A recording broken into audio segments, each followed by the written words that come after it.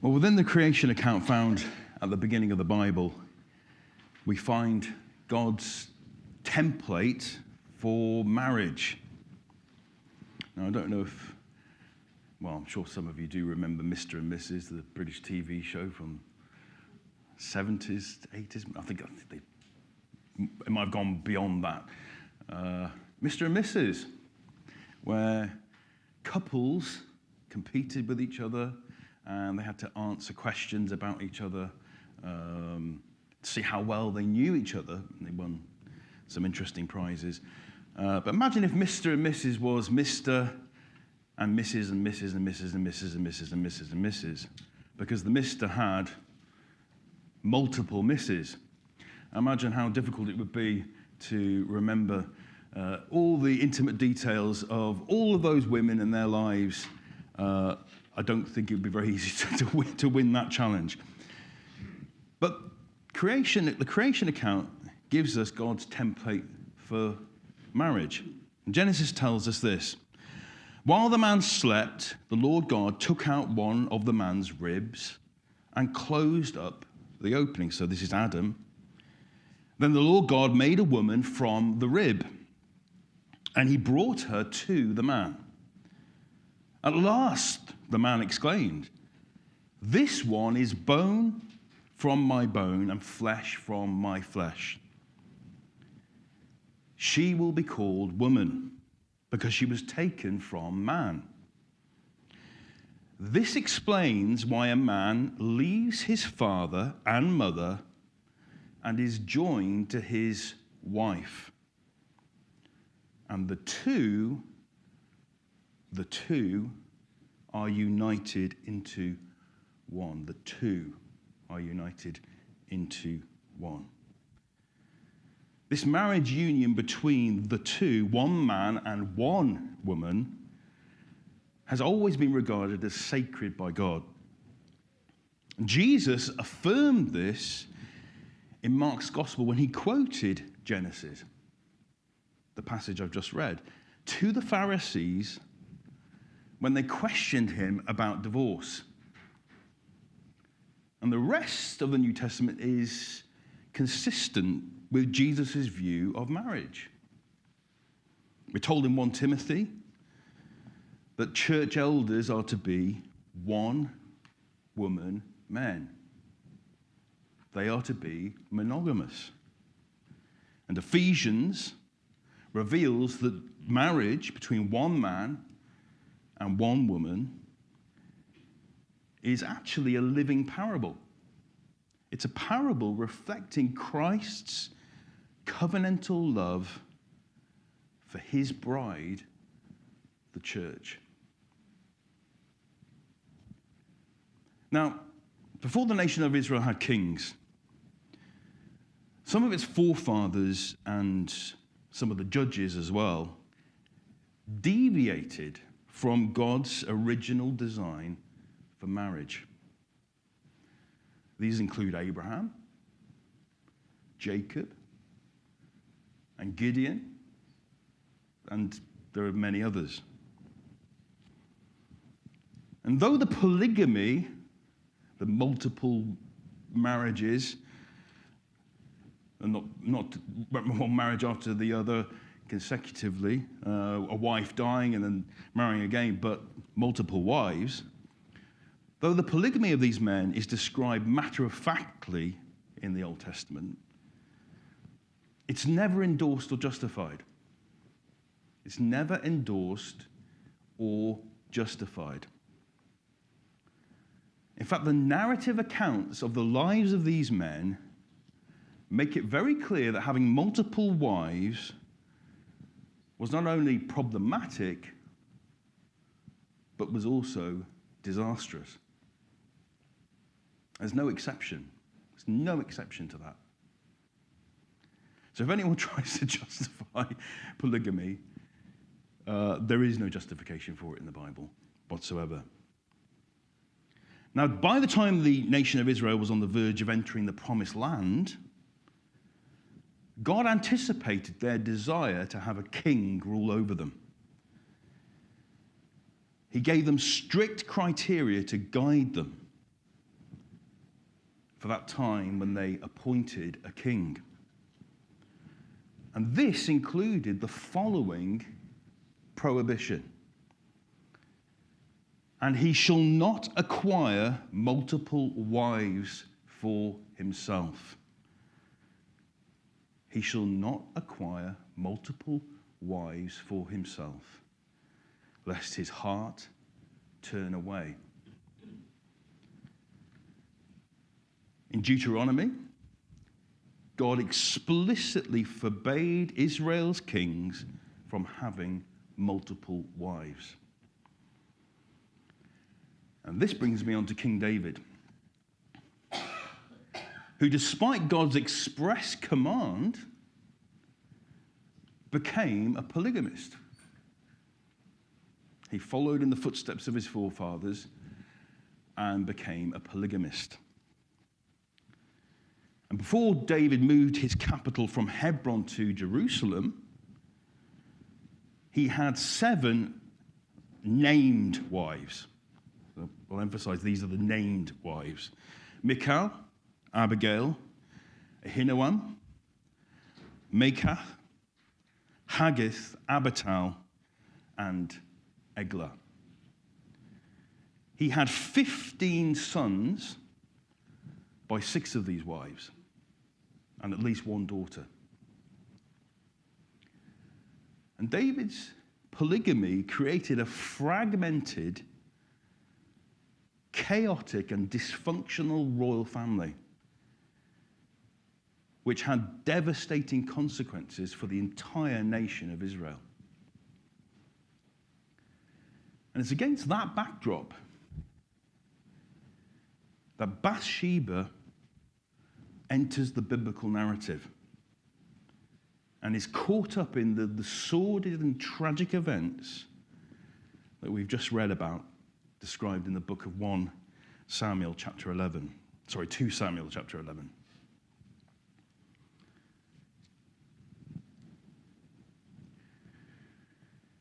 In Matthew's genealogy of Jesus, she is described as the mother of King Solomon and the wife of Uriah. Her first husband, Uriah the Hittite, was a one-woman man. So Bathsheba and Uriah enjoyed a normal monogamous marriage as God intended. And that is until it was destroyed when Bathsheba became the object of King David's desire.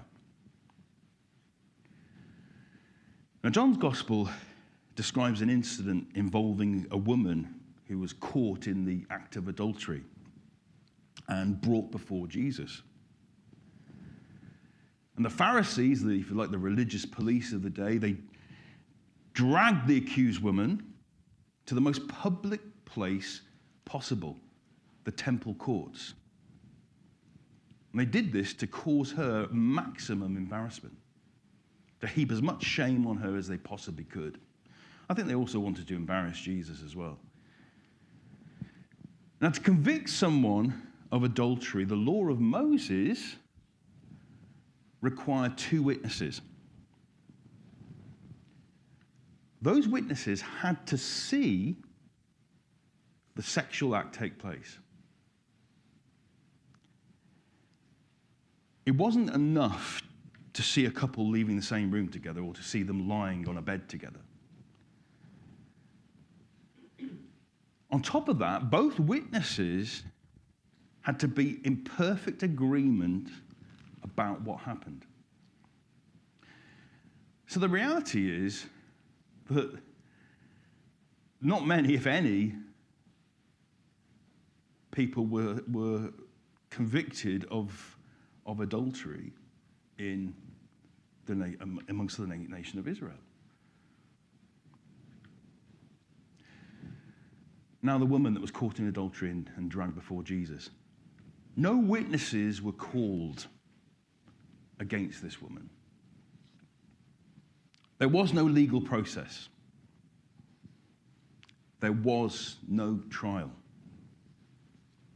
She was brought before Jesus to be sentenced, to be sentenced.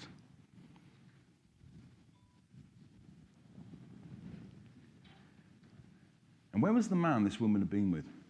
Where was the man this woman had been with? Why wasn't he arrested and dragged before Jesus? Why wasn't he publicly shamed and his reputation destroyed? You see, as far as the Pharisees were concerned, only the woman was culpable. All the blame was placed on her solely. Why am I talking about the woman that was caught in adultery? Caught in the act of adultery? It's because Bathsheba has been treated just like that woman. She has been treated just like that woman.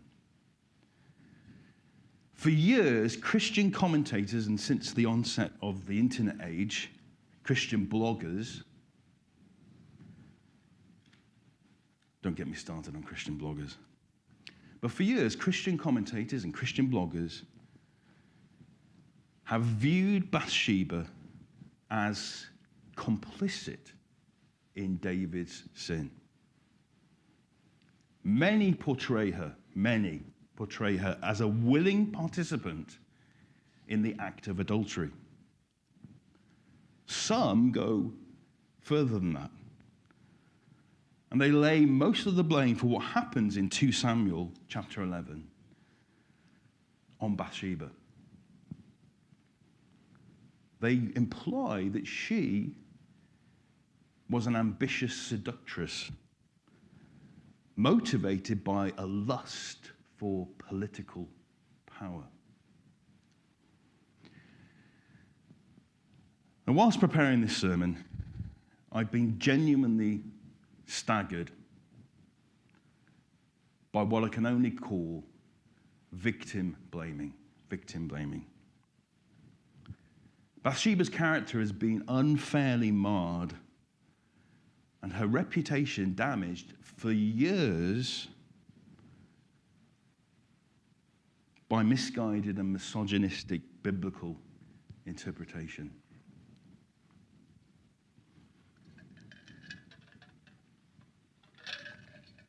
Now, in order to prove that Bathsheba was an innocent victim of sexual abuse, I'm going to perform a mock trial, and I apologize in advance if this proves upsetting to anybody or brings back difficult memories, but I feel that this is very important. So I'm going to perform a mock trial. I've never done anything like this before. So we'll see how it goes. When the judge speaks, I'm going to hold up a J. When the prosecution speaks, I'm going to hold up a P. And when the defense speaks, I'm going to hold up a D. The witnesses will be called, okay? I won't be holding anything up for them. It should be obvious when the witness is speaking. So hopefully I won't get you completely confused or confuse myself during the course of this. We'll see how we go. So imagine that you are the jury in a courtroom. And the judge has just banged his gavel on the wooden block. Apparently, they don't actually do that in real courtrooms these days. Not in this country, anyway. And just bear in mind, as well, that if anyone's got any sort of legal background, I know that I'm probably going to get this all wrong, and it's not going to be legally correct and all the rest of it, but it's a fictitious mock trial. Imagine the gavel has just been banged to signal the beginning of the trial. The court is now in session. We are gathered here today to determine the truth behind the events recorded in 2 Samuel, chapter 11. Especially whether the sexual encounter between King David and Bathsheba was consensual or not. And whether Bathsheba in any way is in any way to blame for what transpired. The prosecution may begin. Ladies and gentlemen of the jury, the prosecution believes that Bathsheba was not only complicit in the act of adultery, but was a manipulative seductress who was motivated by political ambition. Bathsheba invited King David's attention and initiated his seduction by deliberately bathing on the rooftop of her house where he could see her. Objection, Your Honor. The prosecution is making a baseless assumption. Having just finished menstruating, Bathsheba was performing ritual cleansing in obedience to Levitical law. She was obeying the law. And to ensure privacy, she was washing at night in the courtyard of her house, not on the rooftop. She was completely unaware of anyone looking at her, let alone the king. If anyone was where they shouldn't have been, it was David. It was David.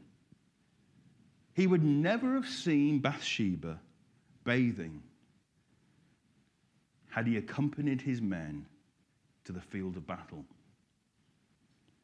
And having taken notice of Bathsheba, David could have averted his gaze.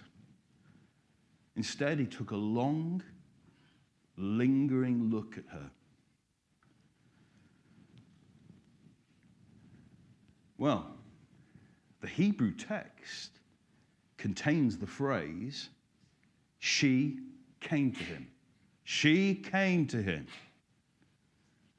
When David sent messengers to get Bathsheba, his intentions must have been obvious to her. Why didn't she refuse to go? She went to David willingly. That indicates consent. Objection, Your Honor. The Hebrew text does contain the phrase, she came to him. However, the exact same phrasing is used when Bathsheba's husband Uriah is summoned by King David. Bathsheba was an ordinary woman. She was subject to the king's rule. And like her husband, she had no choice but to obey a royal summons. The consequences for refusing could have spelled disaster for her and for her entire family. The immense power differential between Bathsheba and David made genuine consent impossible. Your Honor, with your permission, I would like to call my first witness. You may. The defense calls Rabbi Yosef. Rabbi Yosef. Rabbi Yosef, you are an authority in early Hebrew translations and centuries of Jewish teaching. The prosecution's case rests heavily on the phrase, she came to him, which appears in the Hebrew text of 2 Samuel chapter 11. What can you tell us about this phrase? Well, that phrase does appear in the Hebrew text. The Hebrew text that was preserved by Jewish scribes between the 5th and 10th centuries AD. However, it was omitted in the Septuagint, the much earlier Greek translation of the Hebrew text. It was also omitted in the earlier Syriac translation of the Hebrew text. Syriac is an Aramaic dialect. So why do you think the phrase was left out of these translations? And what does Jewish teaching have to say about it? Well, the phrase "she came to him" may have been left out to emphasize that sexual relations between David and Bathsheba were not consensual. The Targum, which is an Aramaic translation of the Hebrew text, does contain this phrase. But it emphasizes that David's messengers brought Bathsheba to him under compulsion. Jewish teaching found in the Midrash also suggests that Bathsheba was brought to David under compulsion. And the Talmud, which is the central text of rabbinic Judaism, explicitly states that she was compelled to go to David, compelled to go to David. So in your expert view, do the Targum, the Midrash, and the Talmud portray Bathsheba as a willing participant? No, they don't. Thank you, Rabbi Yosef. Your Honor, with your permission, I'd like to call my second witness. You may. The defense calls Dr. Syntax. Now, Dr. Syntax, you specialize in linguistics. Does the language used in 2 Samuel chapter 11 give us any indication of what happened to Bathsheba? Well, yes, it does. The Hebrew verb sequence in verse 4 strongly indicates that David was coercive. The sequence goes like this: he saw, he sent, he inquired, he took, and he lay with. There is a complete absence of dialogue between David and Bathsheba. No affection is expressed. Even Bathsheba's name goes unacknowledged. She is reduced to being nothing more than the woman. Dr. Syntax, why didn't the writer of 2 Samuel use the ancient word for rape to convey what happened to Bathsheba? Well, ancient Hebrew doesn't have one single precise word to describe rape or any other kind of sexual assault. Instead, it uses more than one verb in a particular sentence, in a particular sentence structure, to convey the same meaning. Could you please explain this to the court in more detail so that they might understand? Yes, certainly, I'll try. Verse 4 of 2 Samuel chapter 11 combines the Hebrew verb to take, which is coercive in this context, with the Hebrew verb to lie with, which is a euphemism for sexual intercourse. And that exact same verbal pairing or verb pairing is used in other biblical narratives that describe rape, or what we understand in modern times to be rape. Such as the one involving Jacob's daughter, Dinah, in Genesis chapter 34, or the rape laws of Deuteronomy chapter 22. Thank you, Dr. Syntax. No further questions.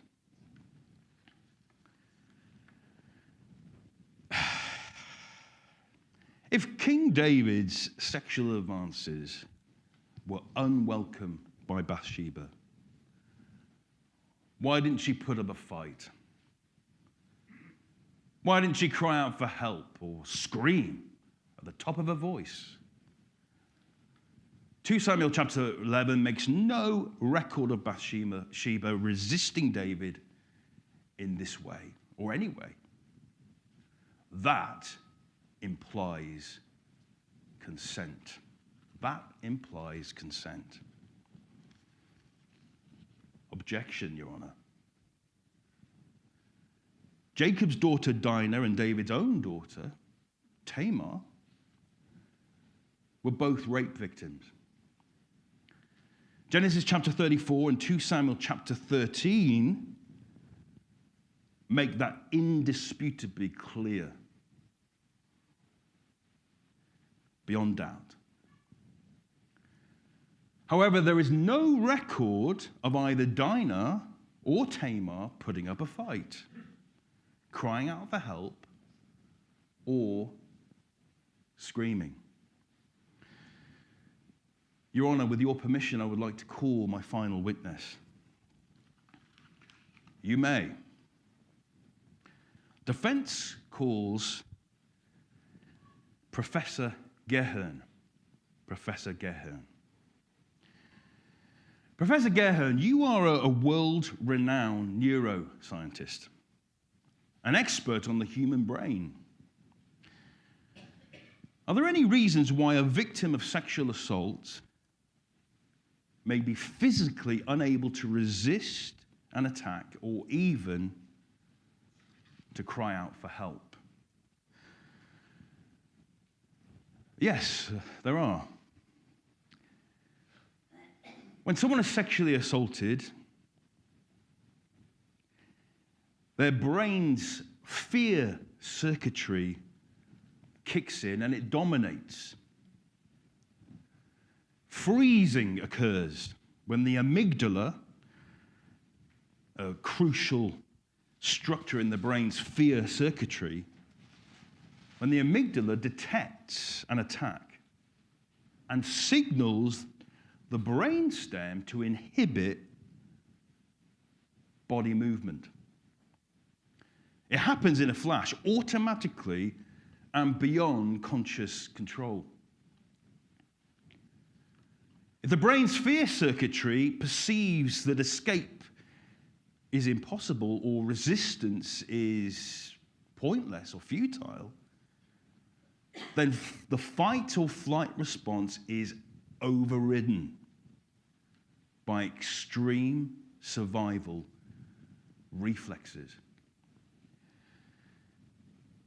Could you give the court some examples of the extreme survival reflexes that you've just mentioned?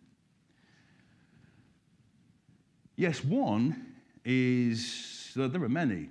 One is tonic immobility, where a person is literally paralyzed by fear. They are unable to move or speak. Another is disassociation, where a person becomes disconnected from the sensations they're experiencing and the emotions they're feeling. These automatic brain responses are designed to minimize the possibility of serious physical injury or death. So, if Bathsheba had experienced tonic immobility or disassociation or some other extreme survival reflex? Would this have prevented her from resisting David or crying out for help? It would have done. Yes, it would have done. Thank you, Professor Gahern.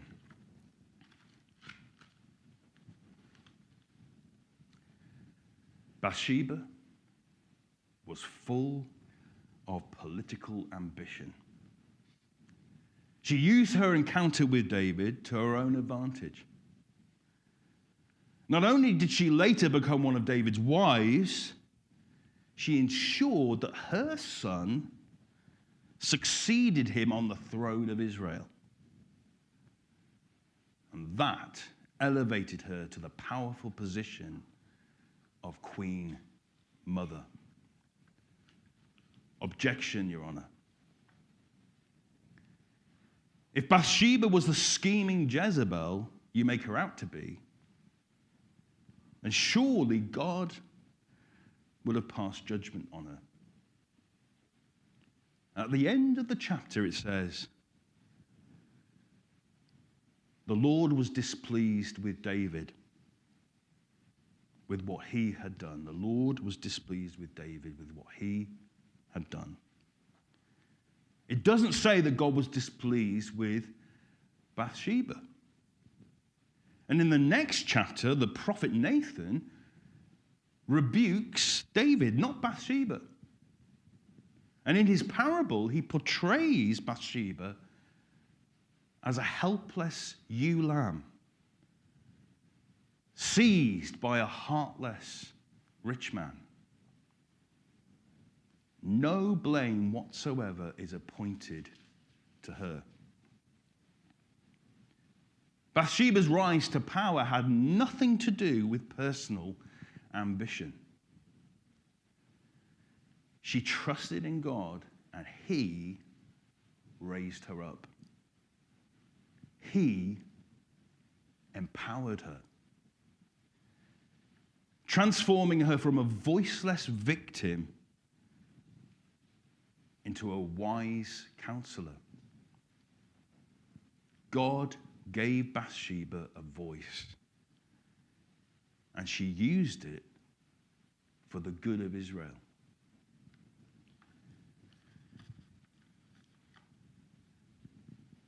Ladies and gentlemen of the jury, you have heard the evidence presented by the prosecution and the defense. It is now time for you to deliberate and reach a verdict. Was the sexual encounter between King David and Bathsheba consensual? Was Bathsheba in any way to blame for what transpired? As you are making your deliberations, I would like you to heed the words of this proverb, which was written by the defendant's son, Solomon. Speak up for those who cannot speak for themselves. Ensure justice for those being crushed. Yes, speak up for the poor and helpless, and see that they get justice. Court is adjourned. The Bible teaches that Bathsheba was a victim of rape. In order to shift the blame away from David, she has been misrepresented and slandered for years. Even those who don't denigrate her only remember her in the context of a man's sin. Bathsheba is rarely recognized for the person she was. A woman of faith, a woman of noble character.